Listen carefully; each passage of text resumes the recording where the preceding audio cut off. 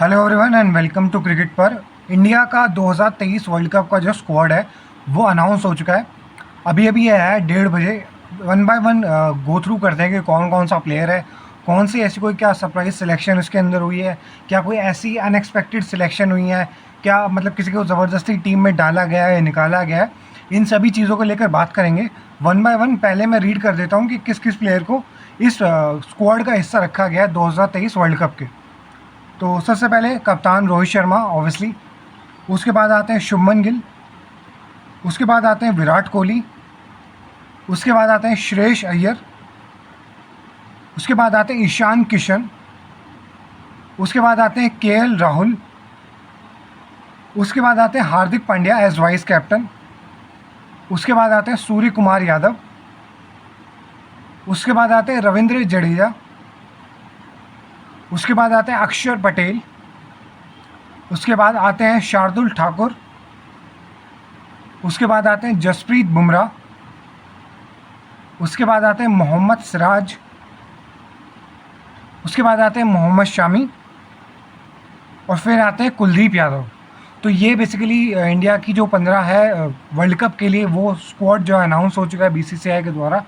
5 सितंबर को obviously last date थी जिस तक आपको अनाउंस करना था, तो आज वो ऑब्वियसली लास्ट डे थी। अब कोई फर्दर आप इसमें आप डिले कर नहीं सकते थे, बीसीसीआई को अनाउंस करना था। तो ये जो पर्टिकुलर स्क्वाड है वो अनाउंस हो चुका है। इस स्क्वाड में चेंजेस के लिए 29 सितंबर तक का जो है टाइम रहेगा कि अगर आप कोई ऐसा प्लेयर है इंजरी के कारण जिसको आप चेंज करना चाहें तो वो आप कर सकते हैं। अब यार इसके अंदर मुझे जो प्रॉब्लम है, देखो ये तो एविडेंट ही था कि प्रसिद्ध कृष्णा हो गए या फिर अपना तिलक वर्मा हो गए, उनको गेम नहीं दिया एशिया कप में, तो उनका सिलेक्शन जो था उनको सिर्फ एशिया कप तक ही रखा गया था। उनका सिलेक्शन जो था नहीं ही होना था 15 का जो ये वर्ल्ड कप स्क्वाड आया है। ऑब्वियसली एक ये भी है कि प्रसिद्ध कृष्णा भी इंजरी के बाद से आ रहे थे और इतना कोई रेगुलर मेंबर थे नहीं वो टीम के कि जो प्रसिद्ध कृष्णा बेसिकली वो टीम का पार्ट रहे हैं। और तिलक वर्मा, अब तिलक वर्मा का यही होगा कि तिलक वर्मा जो एशियन गेम्स होने हैं जहाँ पर ऋतुराज गायकवाड़ कैप्टन होंगे, अब उसको खेलने के लिए निकल जाएंगे। जैसे कि हेड सिलेक्टर है ऑब्वियसली अपना चीफ सिलेक्टर अजीत अगरकर ने कहा था कि जब अगर उनका वर्ल्ड कप के स्क्वाड के लिए सिलेक्शन नहीं होता है तो वो एशिया कप के गेम्स के लिए चले जाएंगे। तो एशियन जो गेम्स होने हैं चाइना के लिए, उसके लिए तिलक वर्मा ऑब्वियसली चले जाएंगे।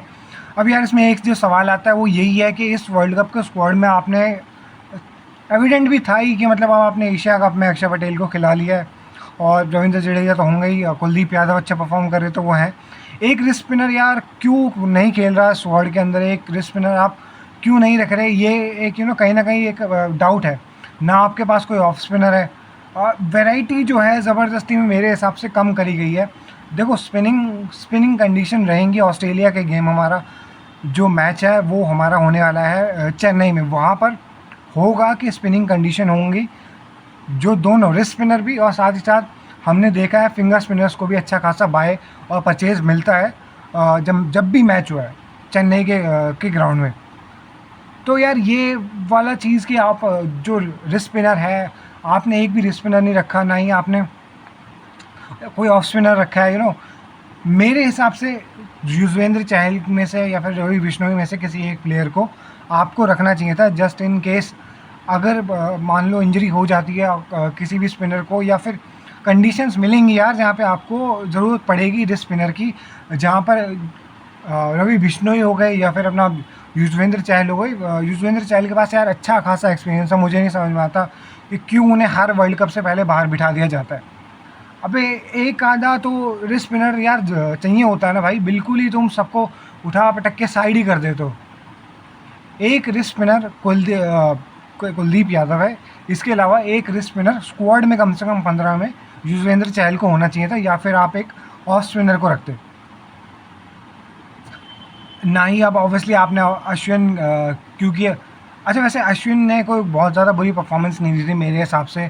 2022 का जो T20 वर्ल्ड कप हुआ था अश्विन को कहीं ना कहीं मैचेस देखे, जो वेस्ट इंडीज़ का टूर हुआ था उससे पहले भी अश्विन को मेरे ख्याल से जब वाशिंगटन सुंदर को चोट लगी उसके बाद से कहीं ना कहीं कंसिड्रेशन में रख के ऐसा हो सकता था कि अश्विन को मौका दिया जा सकता था, क्योंकि आपकी प्रॉब्लम वही है कि आपको बैट से कंट्रीब्यूशन चाहिए। और अश्विन ऐसे प्लेयर हैं जो कि उन्होंने T20 वर्ल्ड कप में भी कहीं ना कहीं जो थोड़ा बहुत उन्हें मिला है, चाहे वो एक प्रेशर सिचुएशन में आके पाकिस्तान के अगेंस्ट भी एक ही रन बनाना था, लेकिन उन्होंने दिखाया कि प्रेशर सिचुएशन में उनके ऊपर जब आइज़ होती हैं तो वो बैट से भी कुछ ना कुछ करके दिखा सकते हैं। चाहे वो बांग्लादेश का गेम था, वो भी आपका गेम जो था 160 अबव जब भी गया, जब रविचंद्रन अश्विन ने छक्का मारा था, छक्का और चौका मारा था। तो अश्विन के यार टेस्ट में भी 100 है और एक क्वालिटी ऑफ स्पिनर है मेरे हिसाब से यार। एक ऑफ स्पिनर जो कि आपको बैटिंग दे सके वो स्क्वाड में होना चाहिए था। 2011 का जो वर्ल्ड कप था उसमें भी अगर आप देखोगे तो जो फिंगर स्पिनर थे उसको अच्छी खासी परचेज़ मिली थी। तो इंडिया में वो ट्रैक्स हैं जहाँ पर फिंगर स्पिनर, एक ऑफ स्पिनर जो आपको विकेट निकाल के, experience off spinner Ravichandra Ashwin जैसा, वो आपके विकेट निकाल के दे सकता है। यार यही वाली बात रही है। बाकी ये तो था ही कि फास्ट बॉलिंग डिपार्टमेंट ऑब्वियसली उसमें जसप्रीत बुमराह होना ही था, उनको मोहम्मद शामी है तो उनको भी होना ही है, और सिराज को भी होना ही था। तो ये तो कोई ऐसी सरप्राइज सिलेक्शन नहीं है। केएल राहुल इंजरी होने के बाद भी, गेम टाइम ना मिलने के बाद भी, संजू सैमसन जो पिछले कुछ टाइम से 50 की एवरेज से रन बनाता हुआ आ रहा है, 100 के अबव उसका स्ट्राइक रेट है, उसके बावजूद संजू सैमसन को हटा के केएल राहुल को डालने का क्या मतलब बन रहा है, मुझे तो ये नहीं समझ में आ रहा। किसी तरीके से आपको उसकी फ़िटनेस प्रूव करनी थी, आपने उसकी फ़िटनेस प्रूव करके माने आप। आई मीन यार, अगर वो बंदा फिट नहीं हो तो आपको क्या ऐसी चुल मची हुई है कि उसको 15 के अंदर डाल के आपको उसके प्लेइंग 11 में खिलाना।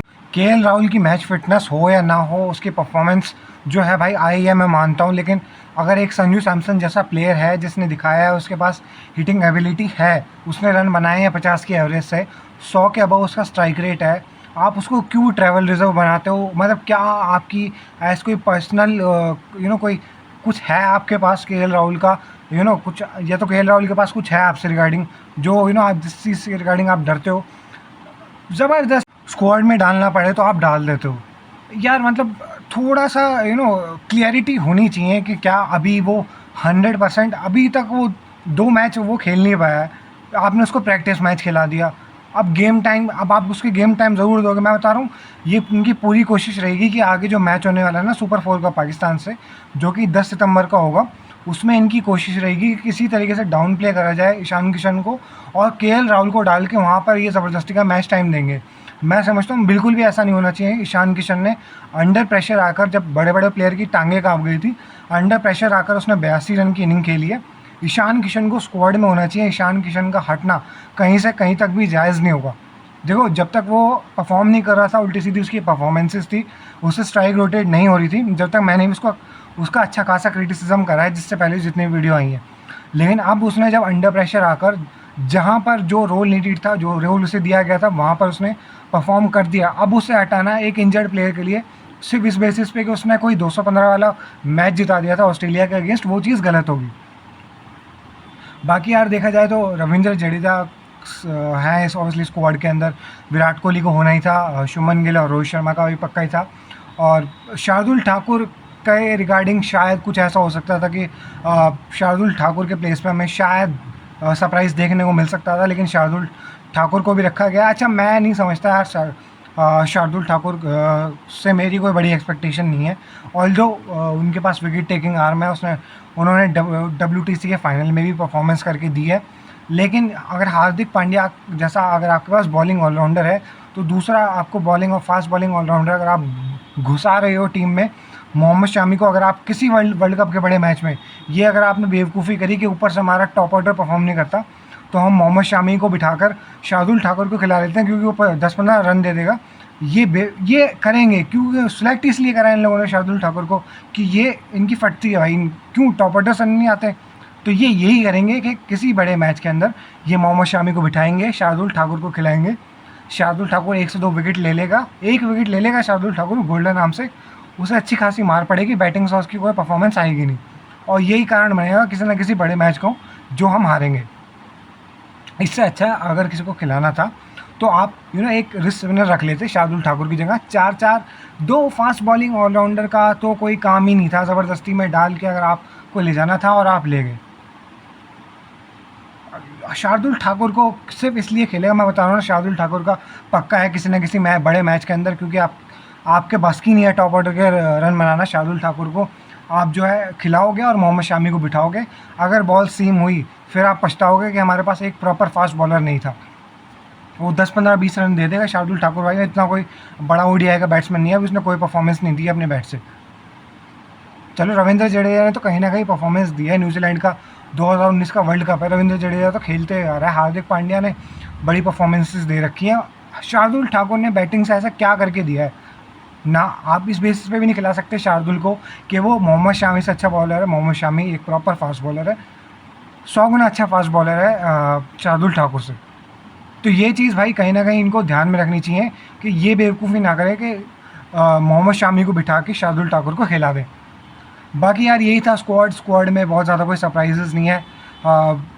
मेरे हिसाब से एक जो गलती हुई है वो शार्दुल ठाकुर की जगह एक एक्स्ट्रा रिस्ट स्पिनर को होना चाहिए था मेरे हिसाब से। वही इनकी कावर्ड अप्रोच है कि रखेंगे फास्ट बॉलिंग ऑलराउंडर को, एक ऑलराउंडर को जो कि बैटिंग दे दे, क्योंकि इनके बस की नहीं है टॉप ऑर्डर से परफॉर्म करना। तो यही था यार स्क्वाड।